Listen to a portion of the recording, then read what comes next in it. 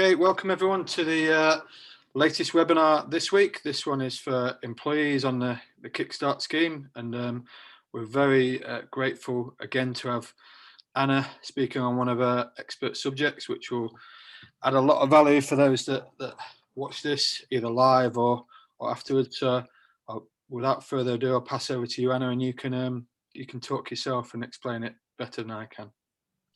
Wonderful. Thanks very much, Mark, and welcome to this session, which is looking at building resilience. So this session is designed to be interactive. So for those people who are listening to it live, please feel free to use the chat function to answer or ask any questions as we go through. And hopefully there'll be a bit of time at the end for question and answers. In addition to the recording, which Mark will make available, I'll be also sending Mark a handout copy of the slides as well for people to have, for you to refer back to afterwards if you wish. As Mark says, my name's Anna Golawski, and I'm the founder of Stratus Coaching, based down here in sunny Brighton today for a change. And I do a lot of work with various organisations on the topic of mental health and well-being. So this covers everything from webinars such as this one, where it's bite-sized topic pieces, up to the full mental health first aid training for people. And it's all about having the conversations and increasing our own awareness levels and education levels about some of these topics to do with mental health, and also trying to normalise the conversation. So some of the sessions that we've got coming up are about how to spot the signs and how to approach someone confidently to proactively reach out and support them. Today's session is particularly going to be looking at a brief introduction to mental health and wellbeing, just to sort of set the scene and set the context as to where resilience comes into this. And then we'll have a think about how does stress affect our resilience levels. Again, it's about the self-awareness. What are some of the signs in ourselves? And we're all different, so different things are going to affect different people differently. We'll then have a look at some of the resilient characteristics that have been identified in what we consider resilient people to be, and looking at some of the strategies and some of the top tips for building our own resilience levels to cope with some of the stuff. This topic, mental health, wellbeing in general, is important for both us as the individuals, as employees, but also as leaders and managers in organisations. And for me, there's always three aspects to this, and why should we care about this stuff? First and foremost, with any of this stuff, it's about the moral case. So for me, I believe that it's looking after our people, and by all means, we want people to come to the workplace to be effective, productive, go the extra mile, but not pushing people to the point of burnt out. Organisations and office culture should be places where people can thrive and do their best. They shouldn't be a place which is toxic and affecting people's well-being and mental health levels. There's also the legal case to be mindful of. So in the UK particularly, we have a number of laws in place to protect people. There's the Health and Safety at Work Act, which is there to protect people from accidents, trips, hazards, and also stress in the workplace. And then there's the Equality Act, which is there to protect people from discrimination and to provide reasonable supports and adjustments if they need help for either mental or physical disability.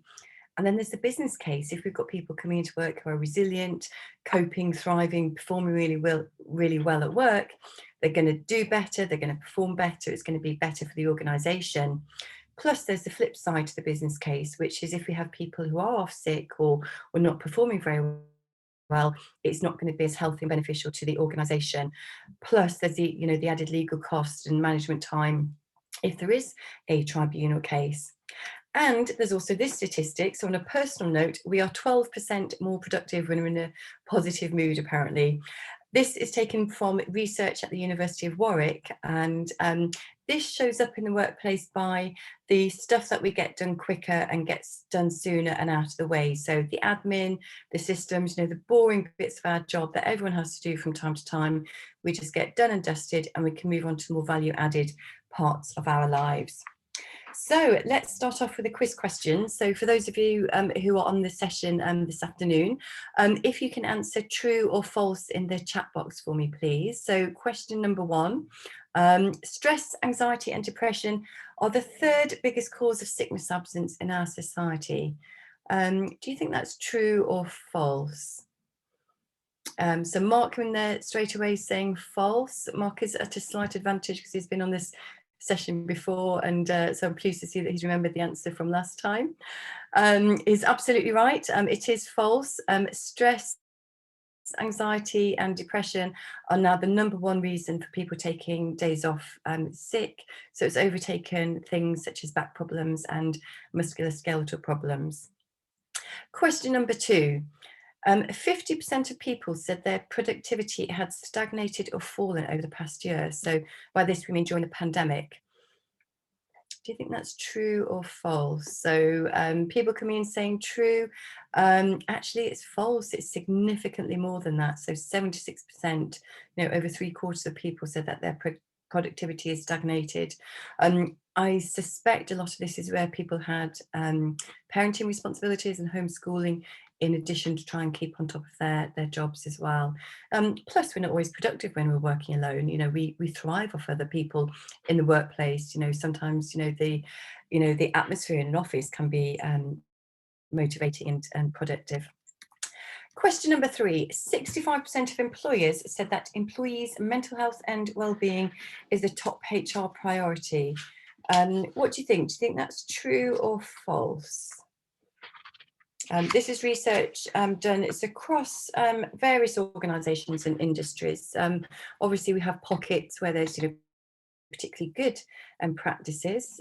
People come in saying false by the looks of it in the chat box.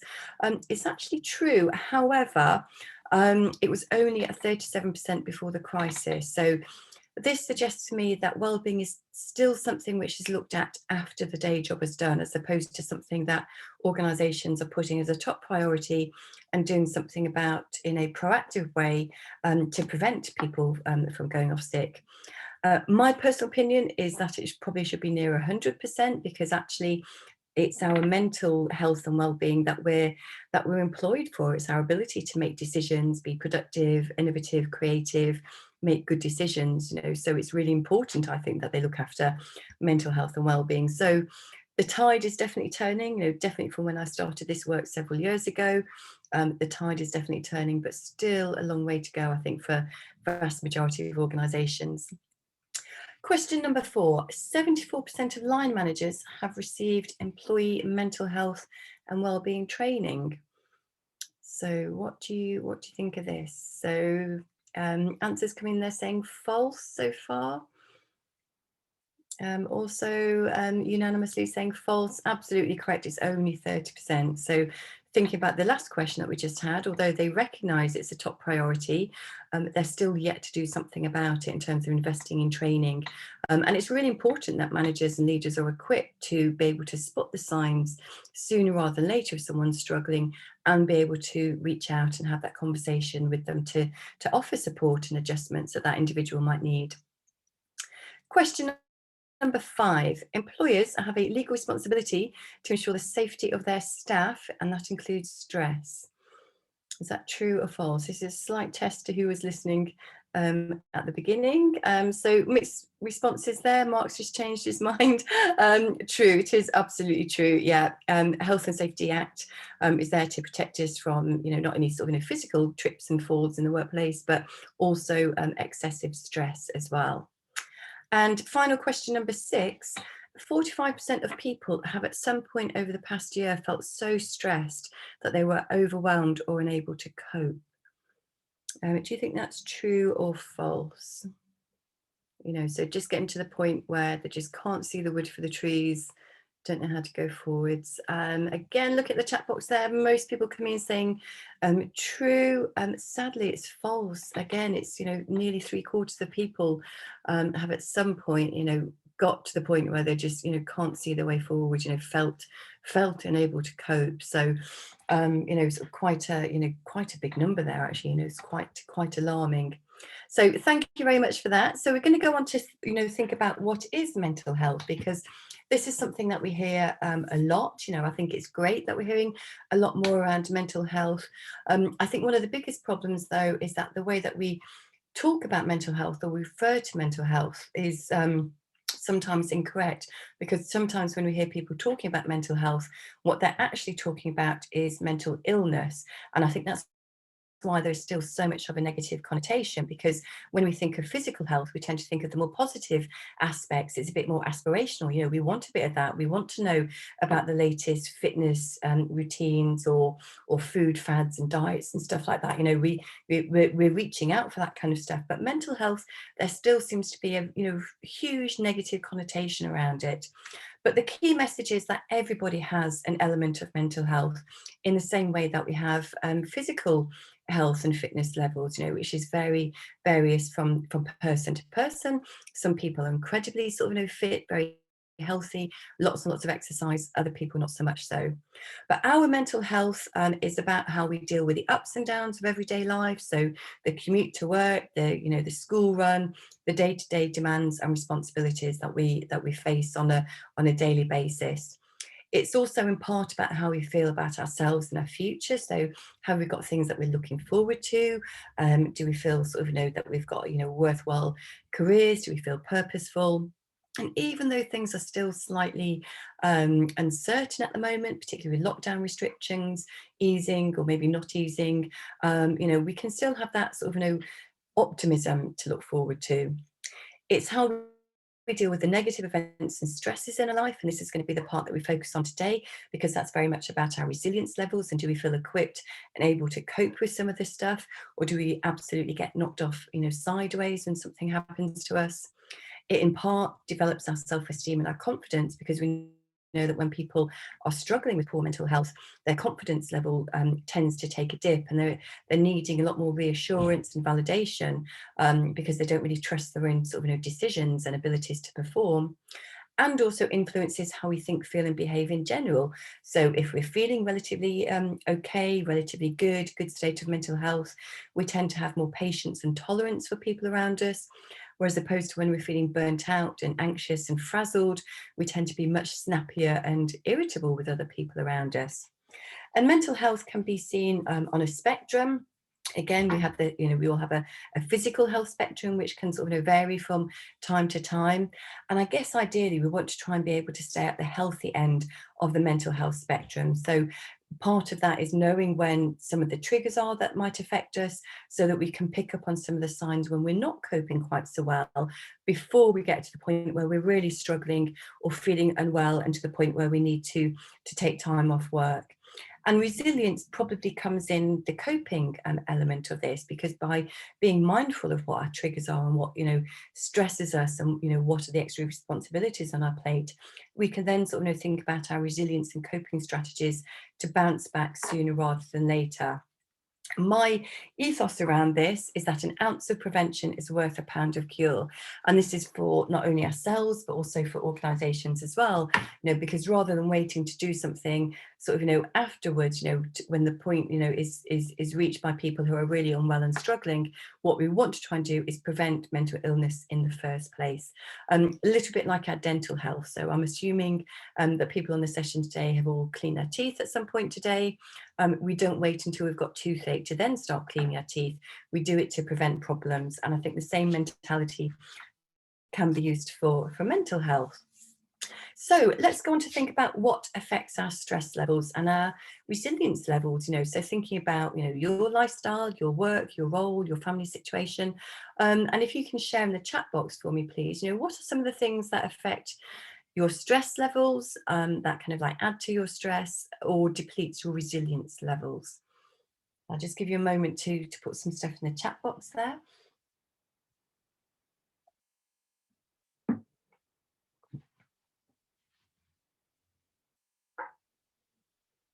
I can see people typing away, which is good. So the top answers coming in there, interestingly, is the volume of workload and overwhelming workload. Interesting that they're the top answers that have come in there, because Harvard Business Review, they did some research on this relatively recently, and they were asking a similar question of people, what depletes your resilience levels, and they were expecting the bigger stuff in life, so the adverse events, the relationship breakup, redundancy, those kind of things, but the people who responded said it was the volume of emails that they had to deal with on a daily basis, deadlines and workload, and the lack of praise and recognition. So not getting that feedback, not getting that recognition when they're going the extra mile as well. So it's not just the biggest stuff, it can be the day-to-day volume of things that we need to deal with. And also some of the other comments in the chat box are the balancing the other stuff that's going on at the same time. So it's the family issues, other challenges and aspects of our life. Email, people are saying there they get hundreds a day, and it's that expectation to respond. Absolutely, and we're finding that particularly with a lot more people working at home and maybe doing slightly different working patterns at the moment to manage working from home and childcare responsibilities, that we're getting more and more emails outside of work hours, and that adds the expectation and responsibility to people, not just in work hours, but also outside of work as well. So when it comes to sort of stress and resilience levels, I like to use this stress bucket analogy. So we all have our own stress bucket or stress container. For some people, if they're not feeling very resilient or they're sort of they're struggling, that stress bucket is probably going to be quite small. But for other people, if they've got sort of good resilience and coping strategies, they can deal with more stuff that sort of flows into their stress bucket. And the stress, when it flows in, can either trickle in sort of little bits and pieces. It can be the extra emails, the deadlines, the additional family things that are happening, or it can absolutely sort of pour in one go if it's a sudden event, particularly if it was unexpected. We have various coping strategies. So we can use the tap to let the stress out and to deal with stuff. And we're going to be looking at some of the resilience coping strategies that we can deploy to sort of, to keep the stress bucket at a manageable level. We also have the bad coping strategies that aren't so effective, and these typically tend to be the quick fixes. So the caffeine, the chocolate, the alcohol, the cigarettes, stuff which is quick fixes and feels good in the moment, but isn't particularly healthy or sustainable long term. And then what happens is when our stress container gets too full, that's when it starts to overflow. That's when things become so overwhelming, we just don't know where to go, where to start first. And that's when we're more likely to start sort of snapping and being irritable with other people around us.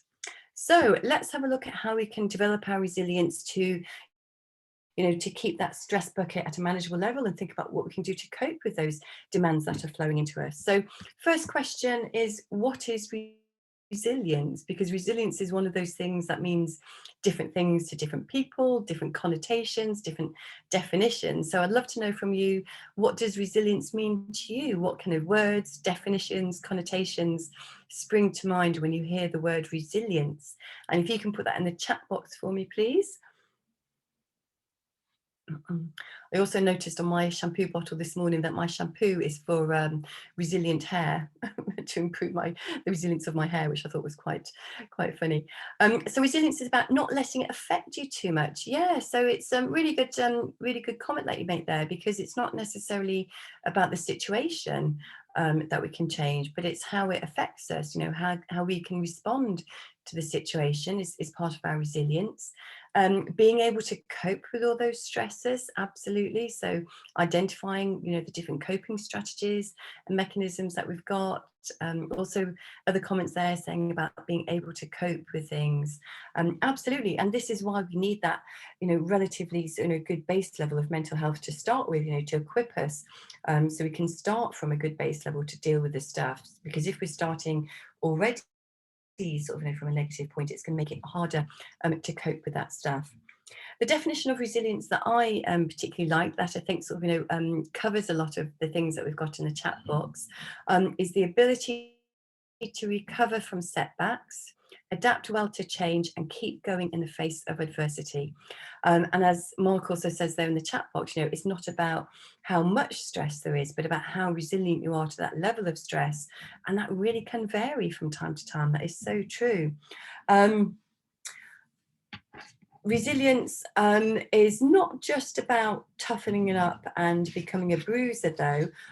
It isn't just about sort of putting up with things. I think it's being able to recognise when sometimes we can't change the situation. We just have to keep going as best as we can, or being flexible to actually sort of change the way that we're doing things in order to achieve the same outcome as well. So I think it's having that insight to to notice when we need to deploy different things. One of the phrases that I like from boxing, which I think is from Mike Tyson, but don't quote me on that, is that everybody has a plan until they get punched in the face. And I think this is such a great metaphor for life, because success isn't just about when things are going well. Success is also about how we respond to those setbacks. How do we cope with them? How do we deal with them? Yes, it's been confirmed it was Mike Tyson. Yes, thank you for confirming that. So how do you behave when you face setbacks? Is the first sort of starting point to think about, because we all have our ways of dealing with setbacks. Some of the common ones are to blame ourselves for things that are happening. We take things very personally. We get very annoyed with ourselves. We might blame other people. This is where we see sort of people shouting and getting irritable with others. We might catastrophize things, so we blow things up out of proportion, and that adds to the stress levels. We might feel that we become helpless. It's almost like, just don't know what to do, where to start, just so overwhelmed. Some people just try and run away from the setbacks or just deny it. So they stick their head in the sand and deny what's going on. That can be their coping mechanism at the time. But we have various resilient characteristics to run through. We're all born with an element of resilience, but the good news is that there's lots of things that we can do to actually build up our resilience. So if you're not feeling particularly resilient, there are various things that we can also do to develop it. And as I say, resilience just isn't about being, a bruiser and not taking into account other people's thoughts and situations. There's also the empathy as well that comes into it as well. Starting at the top of the slide there, so committing to goals. So people who are resilient have a good level of tenacity. So they've got a goal, they've got an aim, they've got a plan, and they tend to stick to it. So they don't give up at the first hurdle. They will keep going, excuse me, keep going forwards. They have that optimism, that positivity. They focus on what they can control. And I think in life, sometimes if we try to deal with absolutely everything, even things which are outside of our control, we're going to get burnt out because we only have so much mental energy. It's not an infinite resource, so we need to use our mental energies efficiently and effectively and focus on the things that we can control and influence. And as much as we can, try and let go of some of those factors which are way out of our control and are just going to deplete our mental energy levels if we try and take on absolutely anything and everything. Resilient people don't blame themselves, so they're very mindful of their inner critic. That voice that can be very undermining, particularly when you're facing a challenge or a setback, so not taking on too much blame, not taking things personally, and not sort of criticizing ourselves too much as well.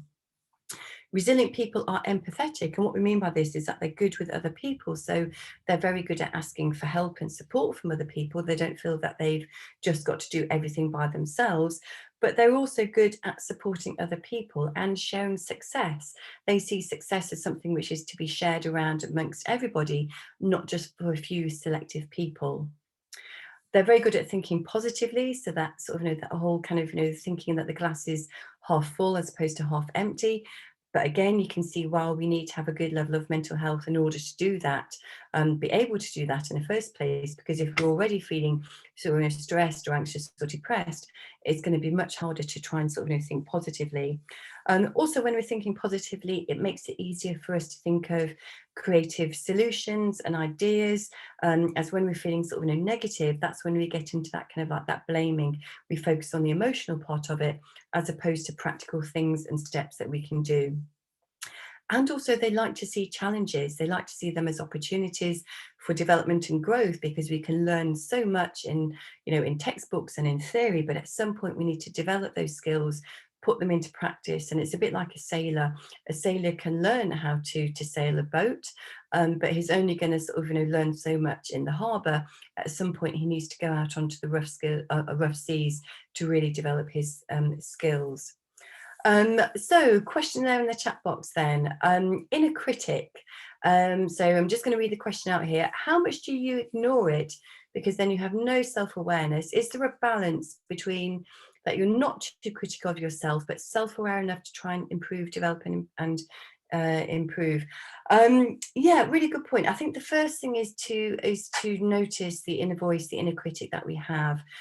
because otherwise it can be incredibly loud, and our brains can't tell the difference between what's our own inner critic and someone on the outside telling us that we're rubbish, we're useless, we're no good at this. It can't differentiate that. But it still has the same impact. It's still going to erode our self-confidence levels. What we need to do is to try and, first of all, notice that it's happening, so it's not eroding our confidence levels. Take a pause and then try and replace it with something which is more balanced or more constructive.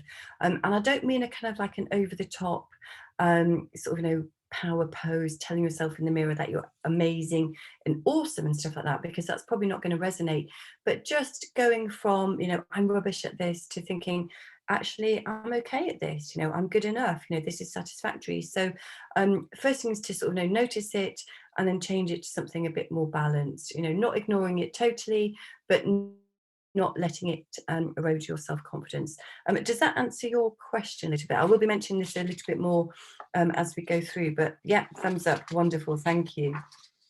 So out of interest then, thinking about resilience, resilient people, is there anyone that you particularly think of as resilient, either known personally to you or maybe someone in the public eye?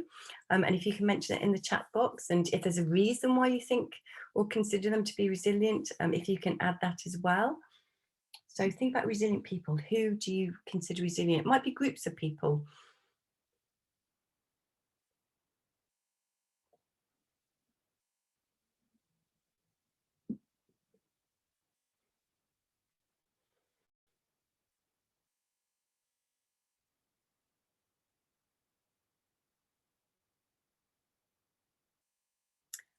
So we have got things like Raheem Sterling, great example to young people growing up in this country.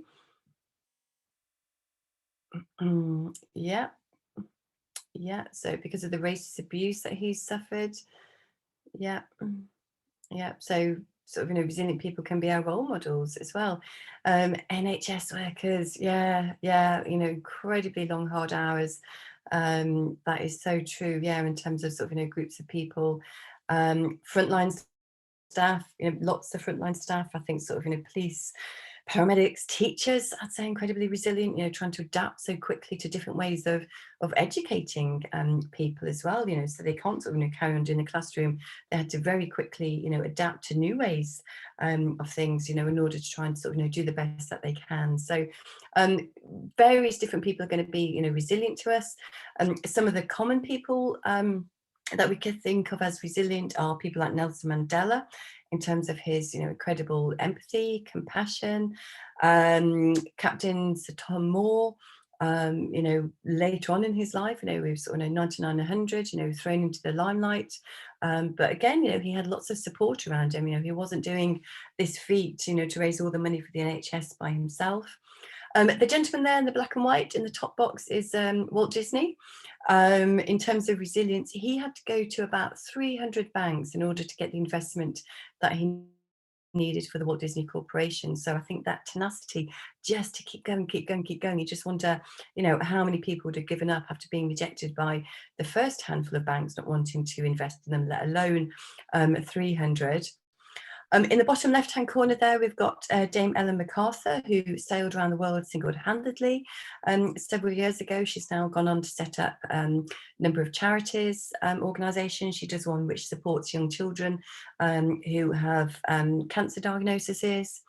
Usain Bolt, and I think, representative of a lot of athletes, footballers, trainers, for example, and it's all about the training that they do behind the scenes. Some of the stuff that we don't see and isn't so visible, but it's that dedication and that purpose that they have. And he always says that, training is hard, the racing is actually easy. And then there's Greta Thunberg as well, huge passion in terms of environmental issues, but, even from a lot of adults, Donald Trump being one of them, lots of abuse, lots of sort of, attacks on her, but she really, stands strong in her beliefs and her campaigning. So a couple of ideas for inspiration there around resilient people and their different characteristics. So looking at some of the resilient characteristics, one of the places to start is our mindset. And this is based on the work by the psychologist Carol Dweck. And she talks about us having either a closed or an open mindset. Um, Obviously, as humans, we're not going to fall neatly into one of those mindsets. It might vary. Things aren't always sort of neat and orderly. But generally, people, if they have a closed mindset, they have a very fixed outlook. Things have to be perfect or they're a failure. There's no middle ground. There's no in between. It's very, very fixed on one outcome or one solution. They find it very hard to take feedback and advice or insights from other people as well. They very much feel that they have to do things by themselves. They're not very good at asking for support or getting feedback. Whereas people who have a more open mindset tend to see the progress as opposed to perfectionism or just the outcome. They're looking for opportunities for growth. So how can they develop their skills? They welcome feedback. They welcome other ideas and suggestions as well. They don't feel that everything has to be their own initial original idea as well. So much more open to working with others and taking on other people's feedback. We then also have Dr. Martin Seligman's work. He talks about resilient mindset as the 3 Ps. So this is not taking things too personally. So if something in the workplace project, for example, doesn't work out too well, it's not taking it so much to heart. It's not always our fault. There are other factors at play at sometimes. Also recognizing that things aren't permanent, things will change, things will improve. We don't have to be stuck with this situation or this feeling forever. There is always that hope, that light at the end of the tunnel, that we can reach for. And, by doing so, this is where, putting into place some steps that we can start taking to move forwards can be really helpful. But, focusing on the fact that, things aren't permanent, they will change. And also that things aren't pervasive. So just because one thing doesn't go well in a certain aspect of our life, it might be a kind of like an interview or presentation or a project, doesn't mean that it should overshadow everything else that's going on in our lives as well. So not letting one negative event overshadow all of the positives. And I like to think of this pervasiveness as a bunch of flowers. So if you gave a bunch of flowers to someone or received a bunch of flowers and one of them was a bit wilted, you wouldn't necessarily throw out the whole bunch of flowers. You'd take out that one flower and let the rest of them sort of flourish. And that's what I think about when I think of pervasiveness when it comes to resilience. When it comes to our resources, when it comes to coping with situations, whether it's stress, tasks, etc., there's a number of resources that we can tap into that we have to hand. Our knowledge, skills, and experience can equip us to deal with stuff. Sometimes it's a case of transferring that to different situations. Self-belief and confidence is an important resource for us to use, and that's why we need to have a good level of mental health, because that that influences our self-belief and confidence. Being adaptable to changes, so not being fixed on one outcome, but actually plan B can sometimes be a really great way of getting to the end result. Having supportive relationships around us, whether that's colleagues, whether it's friends, family, because sometimes we don't necessarily need someone to give us the solution or to fix things for us. Sometimes just having someone to vent and offload to can be what we need in certain situations. And obviously, to a certain extent, many physical assets, laptops, IT systems can also be a resource.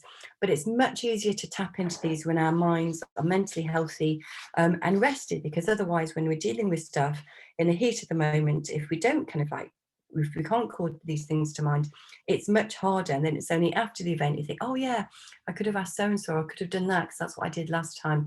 In the heat of the moment, it's sometimes difficult to think of those things. So the next question I have for you is, when you're facing a challenge, what are some of the resources that you use? What are some of your strengths, your skills, your experiences, knowledge, support networks, can you tap in? Because if we remind ourselves of these on a regular basis, it's easier to access them when needed. So chat box again, please. What resources do you use when facing a challenge?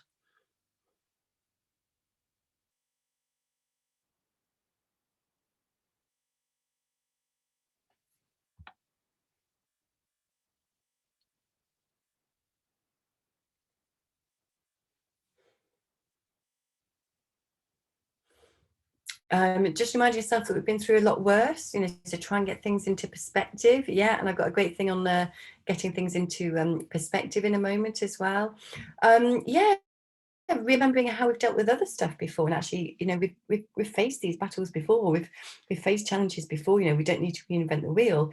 How can we use our past experiences to deal with the current situation? Might not be exactly the same, but there's stuff that we can transfer.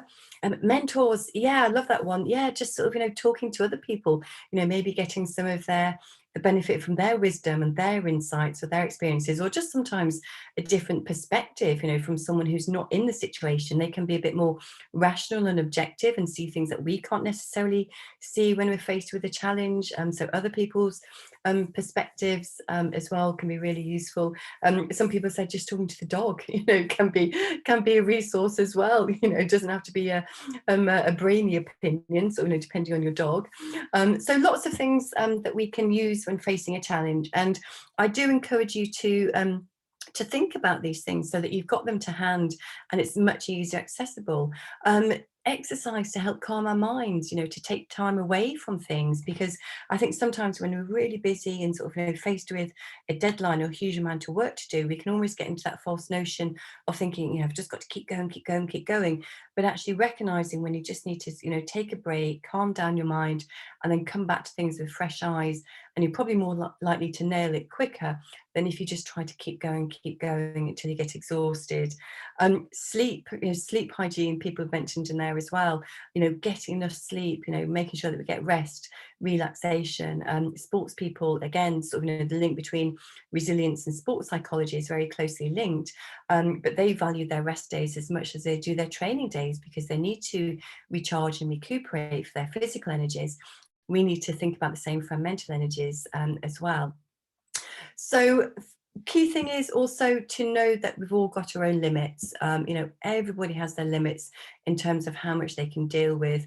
So we need to sustain ourselves and also other people around us. So be responsible for your limits as well. So, make sure that they're sustainable. Sporadically, we're probably going to have to go above and beyond our limits, but making sure that we've got the rest time, the downtime to recuperate and to catch up afterwards as well. Because otherwise, if we keep going for long periods of time without rest and recuperation, it's going to affect our work in terms of productivity and performance, and our overall well-being as well. There's a number of ways that we can build up our resilience, and we're going to go through some of these now. So positive mindset is a really great place to start. One of the ways that we can do this to develop a positive mindset is try to think about 3 positives on a regular basis. And it's one of those techniques that when I first came across it several years ago, I have to confess, I was slightly dismissive of it because I thought it was almost too simple to be effective. But what we've found in neuroscience is that we can change those neurological pathways in our brain to focus on the more positive things. Doesn't have to be the big things. We're not talking about the lottery wins or anything like that, but just noticing the things that we're happy about, we're pleased with, that we feel grateful for on a regular basis can have a really great impact on our well-being and our mood levels, and develop that habit of having a positive mindset. One of the ways that we can incorporate this on a regular basis is perhaps when you're cleaning your teeth at the end of the day, whilst you're brushing your teeth, just think about 3 positives from that day that you were pleased with, things that went well. It just, it's the routine that gives us benefit from these. Focusing on what we can control, so we only have so much mental energy. We can't expend it on things which are outside of our control, otherwise we're going to burn ourselves out too quickly. Visualization, which is very much a sports thing, so focusing on the outcome, the goal that you want in a positive way.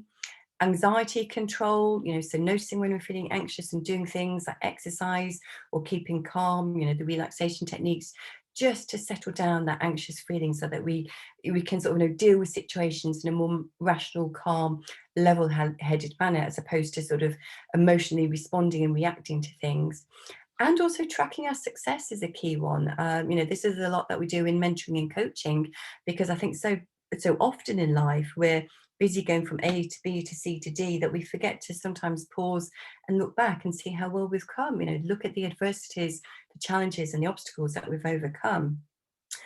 there's various techniques when it comes to building resilience. There's no one size that fits all. The key thing is to notice what works well for you, and also build it into good routines and good habits, because that's where we get the most benefit.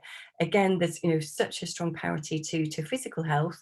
It's much better to do regular bits of exercise on a weekly, daily basis than it is just to occasionally on a monthly basis do one long walk. It's about the little regular exercise and activities. So let's have a think about building resilience and our thinking patterns. So going back to the comment in the chat box, if we notice that negative chatter that's kind of like undermining us, what can we do about it? Well, there tends to be sort of various sort of different thinking patterns. We have this all or nothing thinking, very rigid, very fixed. Things are either sort of black or white, good, bad. And if you're not perfect, then you're a failure. There's no middle ground, and that's a really difficult state to be in. It's very fixed and very rigid. We go into this mind reading sometimes, particularly if you're doing a presentation or an interview. We think that we know what the other person is thinking or feeling or why they're behaving in a certain way, and we don't, but sometimes we can jump to the wrong conclusions. Sometimes we can catastrophize, so we blow events out of all proportion, and these what if thoughts, escalate into a tragedy before the event has actually even happened, yet it still has the same stress physiological response on us. Sometimes we can overgeneralize. This is where things become very pervasive. So one negative event overshadows everything, and we jump to these broad conclusions and think everything's rubbish, nothing ever good happens. Or we can label ourselves, we can give ourselves, a very negative, critical label. I'm useless, I'm an idiot, I'm a failure. And sometimes you think, we would never say these things out loud to somebody else, and yet we sometimes let our minds get away with it. So when it comes to building resilience and overthinking and overcoming these thinking errors, the first thing is that we need to notice it and acknowledge it, because 95% of our thoughts are habitual. So unless we actually notice it, we're not going to be able to do anything about it.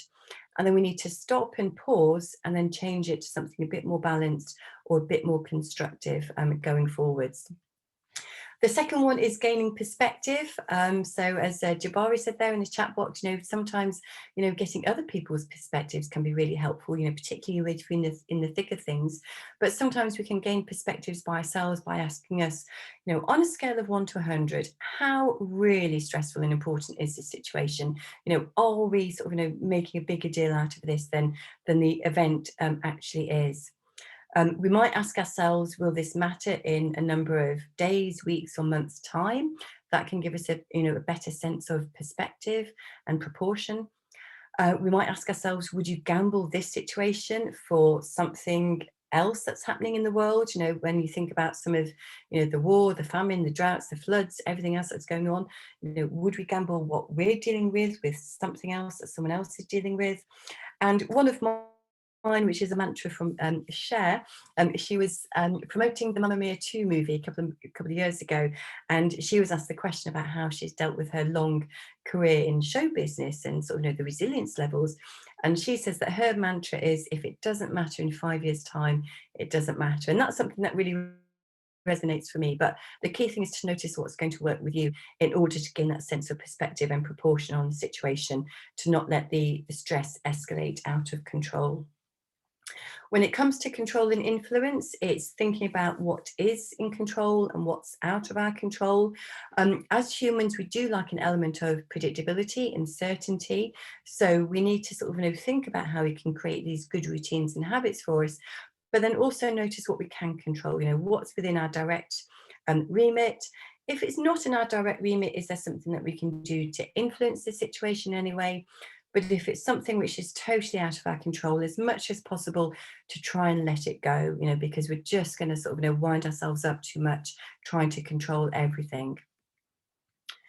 We also need to think about how we can plan strategically. And what we mean by this when we say sort of, positive thinking and planning strategically isn't just closing your eyes, crossing your fingers and hoping for the best, but actually, it's trying to put in place some, pragmatic things that we can do. And again, if we can think about these proactively before the situation arises, it's much easier to do this kind of stuff. So that can be recognizing your emotions, so what emotional state are you in? If you notice that you're feeling sort of, quite anxious, fraught, wound up, it's probably not the best time to have conversations or send emails to other people. Try and pause and sleep on it, because it drives your decisions. Maybe we can sort of plan for the worst, so rather than having kind of like that very fixed, this is plan A, nothing else will do. Try and have some scenario planning. So if things get worse, if things get better, then we'll do X, Y, Z. But if things get better, we can do this instead. Sometimes having milestone decisions can be really helpful as well. It gives us that flexibility to change and adapt throughout the course of a project or a piece of work or whatever is happening. Try and prioritize. Sometimes this might be helpful to do it with someone else in the workplace, a team leader, manager, or mentor, to try and sort of plan things down and think, okay, what do I need to deal with? What's really urgent and important? What isn't quite so urgent or important at the moment? Sometimes we can sort of, make ourselves busy by focusing on the filler type stuff. So we feel busy and we feel effective, but actually, is that really helping us move forward? So trying to prioritize on some of those kind of things. And we have a session on productivity coming up. Can't remember the exact date, but I'm sure Mark will remind people after the session. And use your support networks. We need them to help us deal with stuff. Family, friends, just having people that we can offload to. We don't always need to get the answer or solution, but just sometimes having that outlet can be really helpful rather than bottling things up. Talking to existing clients or customers, see how they're doing, getting on, networking with colleagues, even if we're working remotely, having those virtual coffees, checking with people to have a chat, not just purely focusing on the work situation. Collaborating with other people, so sharing ideas, best practice, insights, not feeling that we have to do everything by ourselves. Take responsibility for your emotional state, your words, your actions. Be kind and tolerant to yourself and to other people around you. We don't know what other people are dealing with. We don't know what their stress bucket and container is, so just being kind to others as well. And recognise your own triggers and your own stress buckets as well. There's a number of ways to well-being. So this is not just in terms of dealing with resilience, but just making sure that we're starting from a relatively good place when it comes to our mental health and well-being. This was taken by research from the New Economics Foundation about a decade or so ago now, but it still stands strong. So it's about connecting with other people. So listening, talking, just having those connections with other people as well is really important. Being active, so exercise, as Mark in the chat box says, can be really helpful. Doing it within your fitness and mobility levels. Also, if you're doing exercise, do something that you enjoy, because you'll get far more benefit from it than someone telling you ought to go out for a run or jog or go swimming or something. Keeping learning, so seeing things as opportunities for development, new experiences and developments. Doesn't have to be necessarily academic qualifications, but just recipes, crafts, skills, techniques, anything like that can be really valuable. Giving to others doesn't have to be financial donations, but just doing something for somebody else. These small gestures of kindness has a massive impact on our own well-being. And taking notice of things around us as well, though. Having that interest, not just keeping your head down and focusing on work, but pausing to have a look up. And one of my favourite quotes around this is from a film back in the 80s, so I'm perhaps showing my age here a little bit. And this was Ferris Bueller's Day Off, and he said, "Life moves fast. If you don't stop and look around once in a while, you could miss it." And I think that's just so true. Don't forget about the 5 a day for your mind, though. So if you're feeling a bit sluggish, finding it hard to sort of, make decisions, cope with stuff, any of that kind of stuff that's going on, just think to yourself, have I had enough relaxation and sleep? Again, thinking about the athletes who value their rest days as much as they do their training days. Drinking enough water, even being dehydrated by, a glass full of water can deplete your mental energy levels, which is what we need for mental health and resilience levels. Thinking about what you've eaten today, there's such a massive link between sort of like diet, nutrition, and physical and mental health. Getting enough natural light, so even if it's a slightly overcast or cloudy day, still getting outside for 10 or 15 minutes is really good for our excuse me, vitamin D levels and body clock rhythms, and being physically active. We're designed as humans to move around. So if you're sort of, sat at your desk for long periods of time, just make sure that you remind yourself to get up and move around every now and again on a regular basis.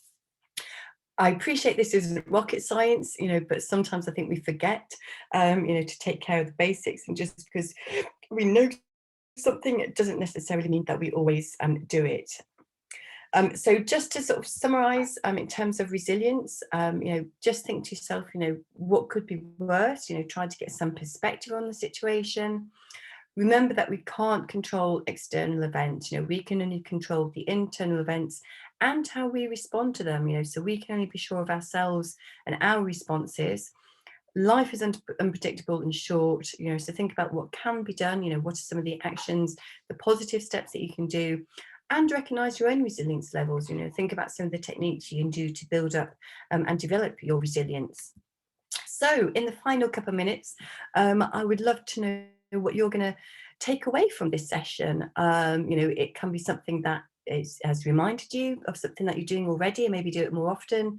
There could be something new that you're sort of thinking about, but what are you going to take away that is good either for your mental health in general or to help you build up your resilience? And again, if you can put that in the chat box for me, please.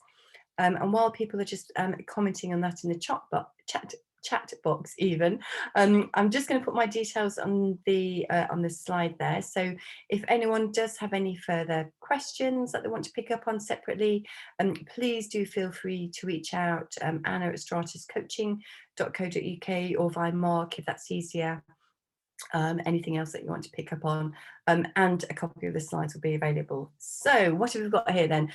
So getting back to exercise more.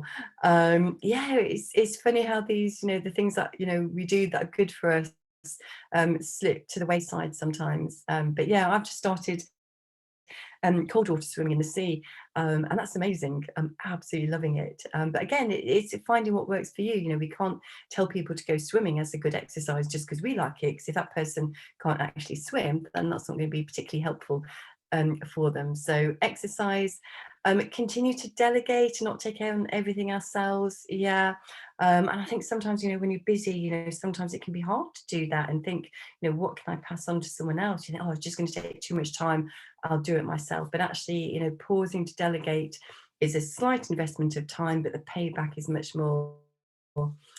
Exercising more often, says Jabari, developing a more positive mindset, and focus on the things that you can control. Yeah, great stuff to take away. Yeah, absolutely wonderful. So that brings us up to time.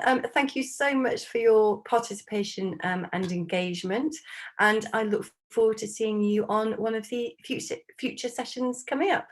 Take care of yourselves. Goodbye. Much appreciated. Thanks a lot. Pleasure.